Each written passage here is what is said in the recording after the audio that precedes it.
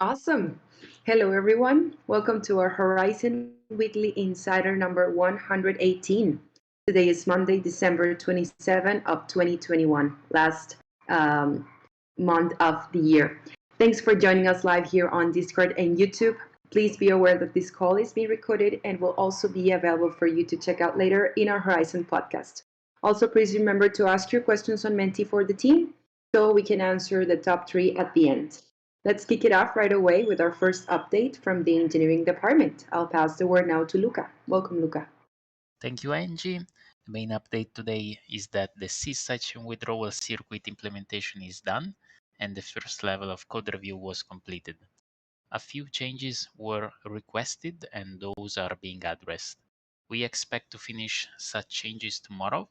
Meanwhile, the circuit has already been integrated into the Blaze SDK, so the Java part is already done.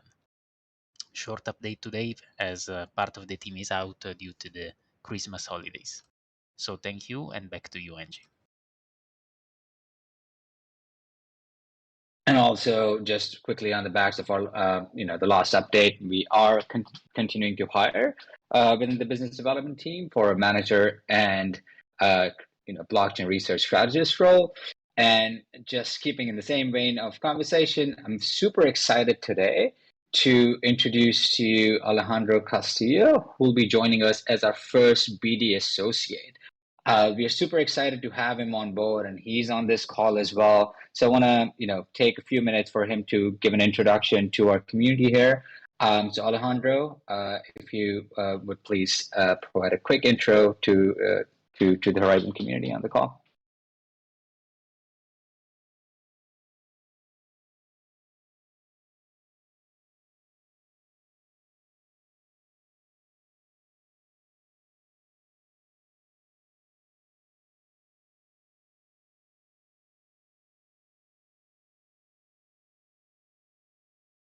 I think he's muted. I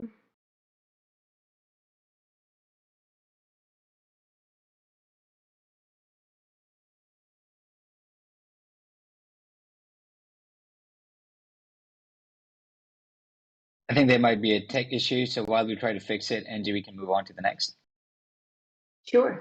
Please, Alejandro, if you're able to fix the mic issue, please feel free to jump in anytime. Okay, next we have Lucy for the marketing section updates. Hello, everyone. Happy holidays. For those who celebrate Christmas, I hope you had a great one. So, this is the last weekly insider this year. And I wanted to take this opportunity to thank everyone for a great year. And I will be releasing an annual report this week to conclude this year's project performance, achievements, and all the major milestones we hit. And next year, it's going to be the year of rapid ecosystem growth. So next year is going to be a big year for Horizen, like Rohan just mentioned. We have already started preparing a lot of exciting news that we will announce in January and Q1 2022, which we've delivered some pretty impressive software over the last year with Zendu.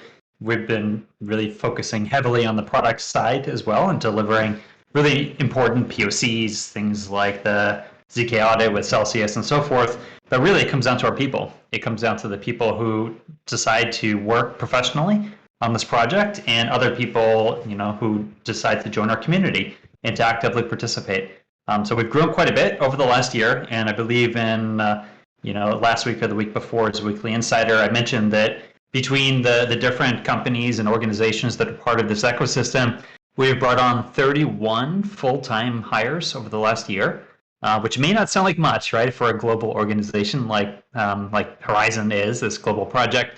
But for us, it was a lot. And it's a lot because we had to establish the foundations, like the organizational, institutional foundations for how you hype.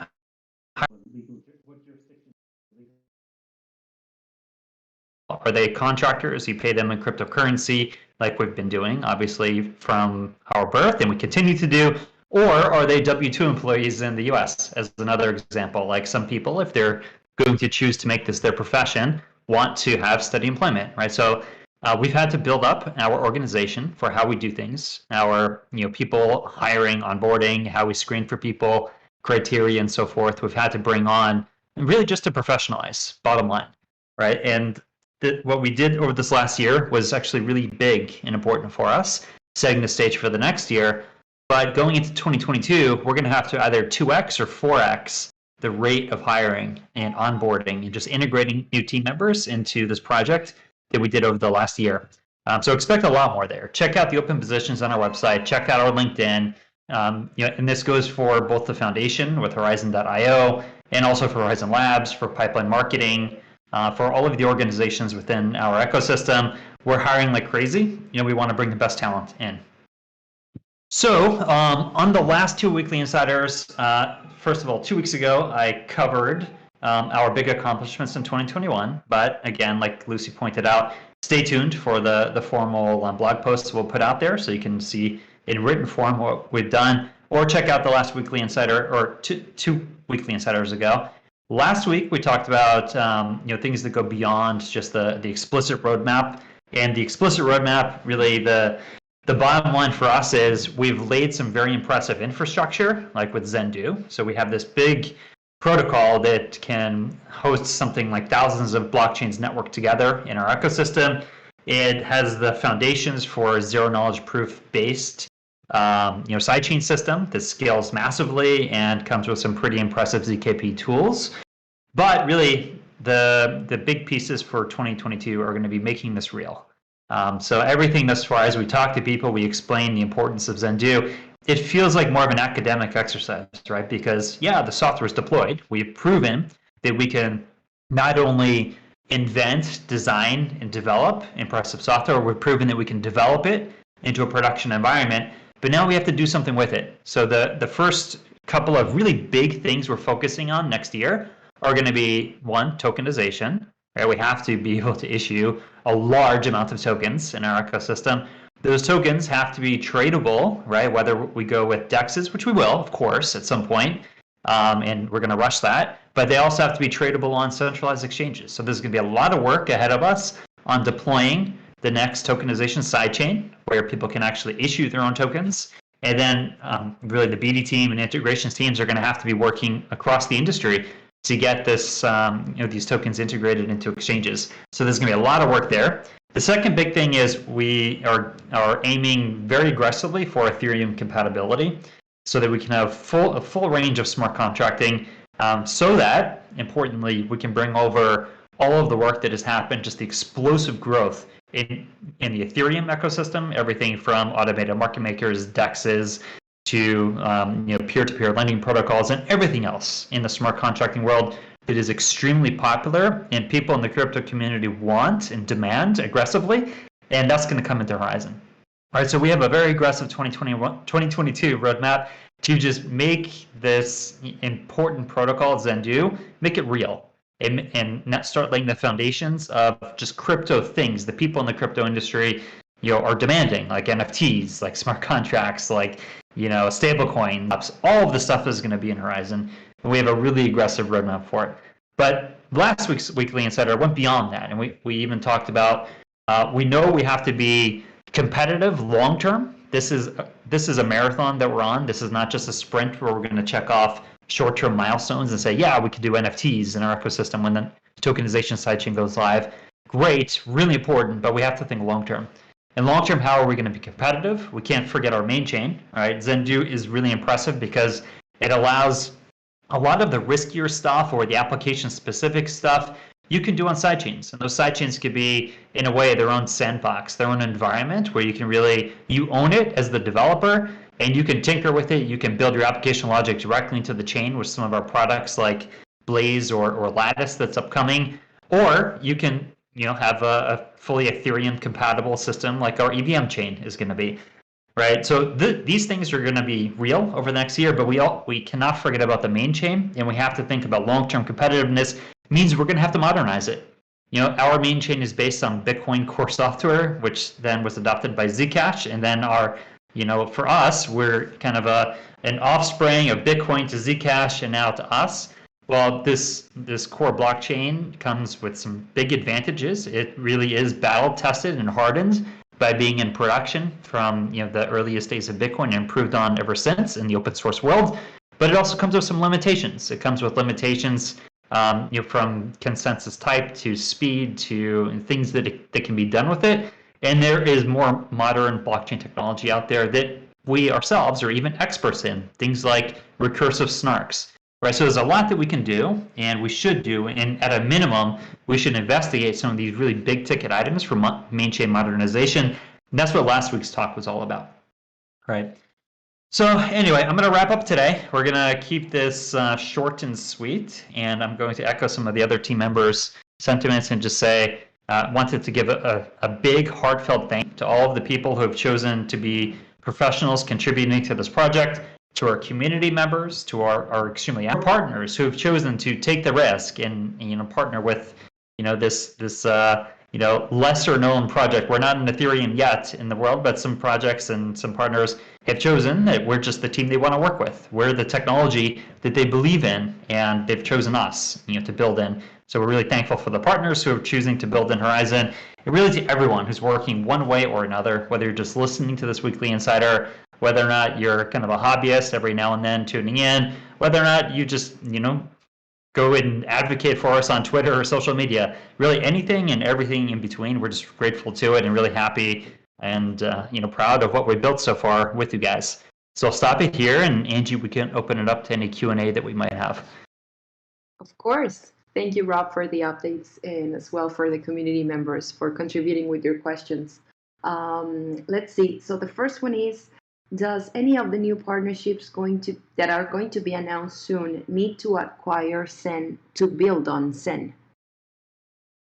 Yes, they do, because you'll see explicitly once we go live with some of these press releases.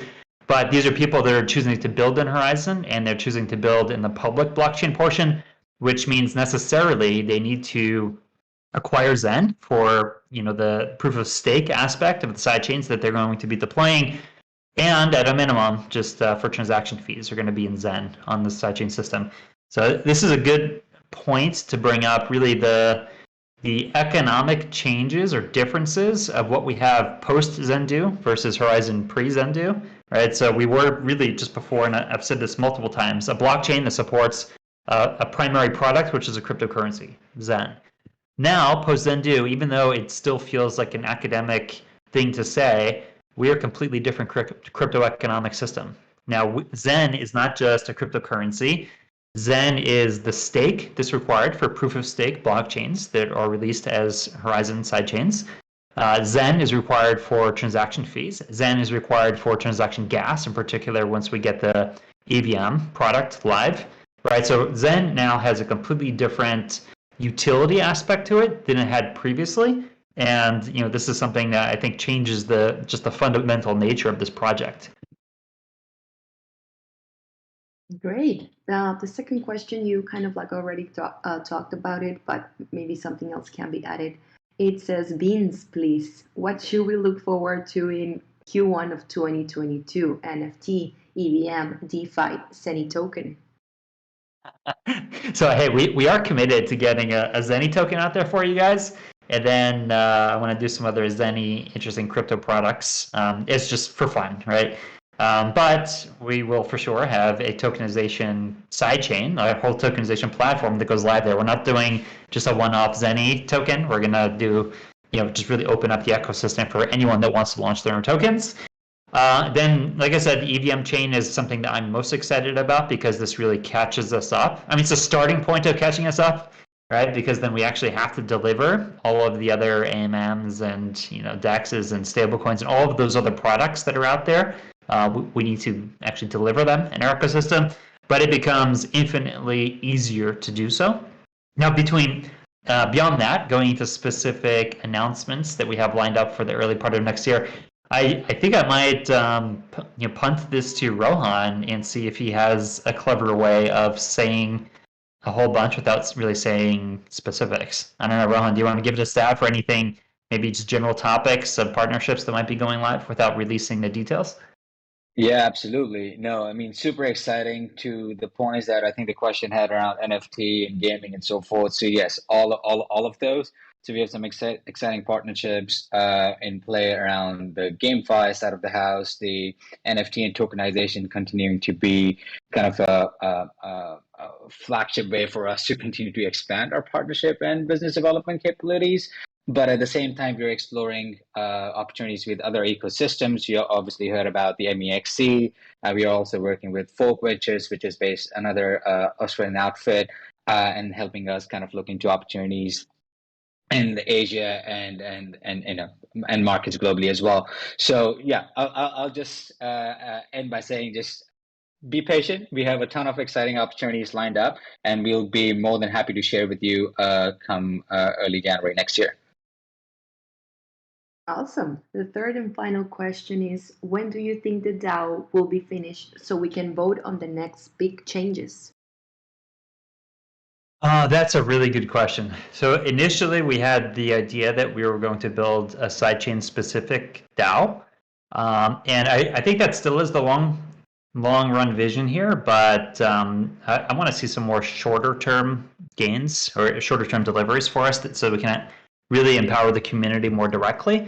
And the way that I view this is we're going to kick it off with HCC, the Horizen Community Council, and like I mentioned the other day, we do have a special task force working on that, and Rohan's part of that. But that's really opening the door. So the goal of the HCC is really to expand community access to governance here and just make it more real. I guess that's our theme for 2022 is to make things more real, but for broader community governance and a path towards DAO. Now, on that path, what I would like to see us experiment with or think about are some shorter term things we could do. There's a whole DAO tech industry out there now that didn't exist years ago when we first framed this idea of a sidechain based DAO.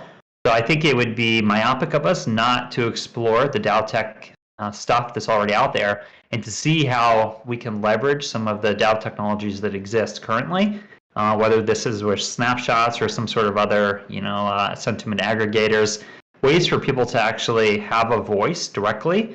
And there are tools out there now that we might be able to deploy in shorter order than developing our own unique sidechain DAO. Right, so I'm a big fan of that, and this to me starts with HCC and just getting expertise in that organization on governance and carving out that path to DAO, and then very quickly looking at the tools that are available out there. I suspect once we get the EVM chain live, many of these tools will be much easier for us to deploy because we'll have Ethereum compatibility, and the reality is many of these tools are being built on Ethereum today. So anyway, that's my maybe longer answer to a really important question, because the sooner we open this up and the sooner we just expand community sentiment and the ability to directly have a say on particular issues, the better. And I love our long-term vision of that really impressive zero-knowledge based sidechain DAO. It's just organic to our ecosystem, but at the same time, there's a lot of tools that are already out there that have been built over the years that we ought to leverage. Great. Now I'd like to read a comment here listed as well. It says Horizen is hiring a lot of people. Team expansion is a good sign. So thank you so much, everyone, for your questions and comments, for following us throughout the years. So we're very thankful and grateful for all of that. So I guess this is it. Thanks, everybody, for joining us on our Weekly Insider. We'll see you all next Monday, and we wish you all a very happy New Year. Have a good one. Bye. Thank you, everyone. Thank you, everyone. Thank you, See you next everyone. year. Bye bye. I